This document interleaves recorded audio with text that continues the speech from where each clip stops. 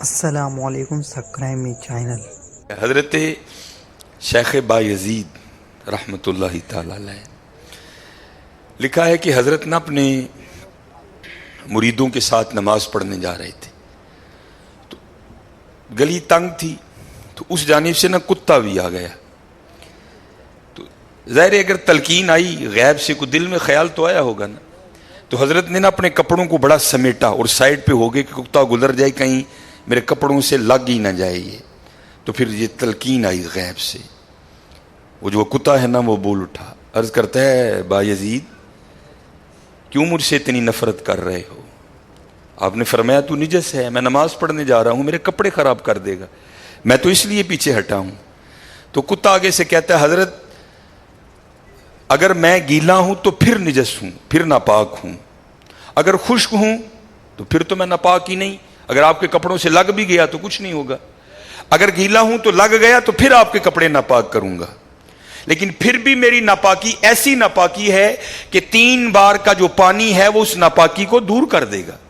اگر آپ کے کپڑوں سے لگ گیا نا 3 بار، اگر آپ اپنے کپڑوں کو پانی سے دھوئیں گے تو کپڑے پاک ہو جائیں گے۔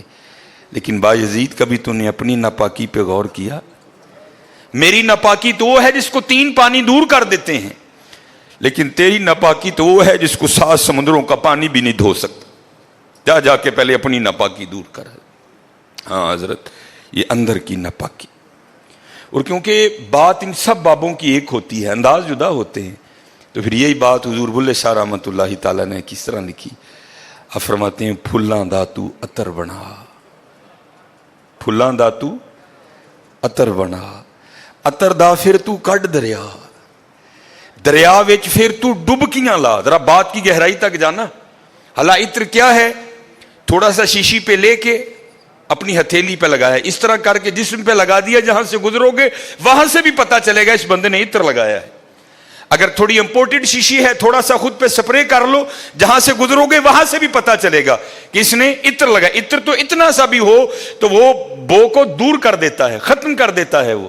لیکن کتنا گہرا مصرع ہے، پھلاں دا تو عطر بنا، عطر دا پھر تو کڈ دریا، تھوڑا سا لگانا نہیں، پھلاں دا تو عطر بنا، عطر دا پھر تو کڈ دریا، دریا وچ پھر تو ڈبکیاں لا، پھر بھی تیری بو نہیں مکنی، پہلوں اپنی میں مکا، پہلوں اپنی میں مکا۔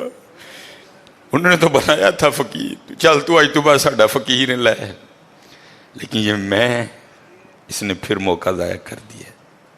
میں حضرت پھلاں دا تو عطر بنا، عطر دا پھر تو کڈ دریا، دریا وچ پھر تو ڈبکیاں لا، پھر بھی تیری بو نہیں مکنی، پہلوں اپنی میں مکا۔ اور جس نے مکا لی حضرت، اس کا کام بن گیا، وہ تو ہے ہی کریم۔ ہاں، اور کتنے کریم ہیں میں آپ کو بتا نہیں سکتا حضرت۔ یہ ہفتے کی رات تھی، جو پچھلا ہفتہ گزر گیا ہے نا، جس طرح کل ہفتہ آئے گا، یہ بھٹر میں پروگرام تھا، تو پروگرام پہ گئے، وہاں سے مجھے آتے آتے نا تقریباً 12 بج گئے۔ جب میں گھر آیا نا تو چھوٹا بیٹا میرا، سب سے چھوٹا ابراہیم، بڑا رو رہا تھا، تو ماں اس کو چپ کرانے کے لیے نا وہ ٹہل رہی تھی، اس کمرے سے اس کمرہ، اس کمرے سے اس کمرہ۔ تو وہ کہتی ہے کہ شاہ کے بعد کی اس کی طبیعت خراب ہے، مسلسل رو رہا ہے، میں نے بڑا چپ کرایا، نہیں کر رہا، تو اس طرح کریں، اس کو کسی ہاسپٹل لے چلتے ہیں۔ میں نے کہا چلو، ہم الخدمت لے گئے، وہ ڈاکٹر نے چیک کیا، اس نے کہا بچے کا گلا خراب ہے، اور جب بھی بچوں کا گلا خراب ہوتا ہے نا، ساتھ پھر ان کے کان میں بھی درد ہوتی ہے، اس کے کان میں درد ہے، اس لیے رو رہا ہے۔ اس نے وہ دوائی وغیرہ انجیکشن وغیرہ لگائے، اس کے کان میں ڈراپس بھی ڈالے، لیکن میں نے کہا نہیں، میں آدھا گھنٹہ ویٹ کروں گا، بچے کی جب طبیعت سنبھلے گی نا میں پھر ہی گھر لے کے جاؤں گا۔ ہم وہاں بیٹھ گئے، خیر بچے کی طبیعت سنبھل گئی، ہم لے کے نا گھر آ گئے۔ اب ظاہر ہے بچے کی طبیعت خراب تھی، اس کی ماں نے عشاء کی نماز نہیں پڑھی تھی، میں نے فرض اور سنتیں پڑھ لی تھی، وتر اور نوافل میں نے بھی نہیں پڑھے تھے۔ وہ بچہ سو گیا، ہم نے اس کو چارپائی پہ لٹایا، آگے میں نے نماز شروع کر دی، میرے پیچھے میرے بیٹے کی ماں نے نماز شروع کر دی۔ اب میری وطروں کی نا دوسری رکعت تھی، ظاہر ہے ماں بھی یہاں ہی ہوگی، وہ فرض پڑھ رہی تھی، میں وطر پڑھ رہا تھا، یا اس کی تیسری رکعت ہوگی یا اس کی بھی دوسری ہوگی یا چوتھی ہوگی۔ اب اس کی نا آنکھ کھل گئی، اس نے بڑی شدت سے رونا شروع کر دیا۔ تو ہر مسئلے کی روح سے آپ نماز توڑ سکتے ہیں، کیونکہ وہ چارپائی سے بس گرنے ہی والا تھا۔ دودھ ابل رہا ہے، بی بی نماز پڑھ رہی ہے، نماز توڑ کے دودھ بچائے۔ کوئی کنویں میں گر رہا ہے، نماز توڑ کے اس کو بچاؤ، پہلے توڑ سکتے تھے، لیکن میں نے کہا نہیں، میں نہیں توڑنی۔ کوئی بات تھا نا حضرت، محبت تو تھی اولاد کی لیکن دل تھوڑا سخت، لیکن ادھر کیا تھا، ادھر ماں تھی حضرت۔ اس نے کیا کیا، اس نے نماز توڑ کے نا بچے کو جا کے چارپائی سے اٹھا کے سینے سے لگا لیا۔ اب میں نے وطروں کی تیسری رکعت پڑھی تو میں مصلی پہ بیٹھ کے نہ میں رو پڑا۔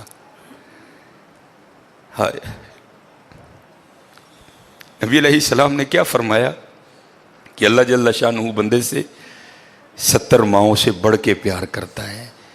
یار اگر ایک ماں کی محبت یہ ہے تو پھر اس کی محبت کیا ہوگی حضرت؟ اگر ایک ماں کی محبت یہ ہے کہ اس نے نماز توڑ کے بچے کو سینے سے لگا لیا، تو پھر تصور کرو حضرت، جو 70 ماؤں سے بڑھ کے پیار کرتا ہے اس کی محبت کیا ہوگی؟ لیکن بات پھر وہی ہے حضرت، میں، ہم تو مائل با کرم ہیں لیکن کیا، میں، ہم تو مائل با کرم ہیں لیکن آگے سے کیا، میں۔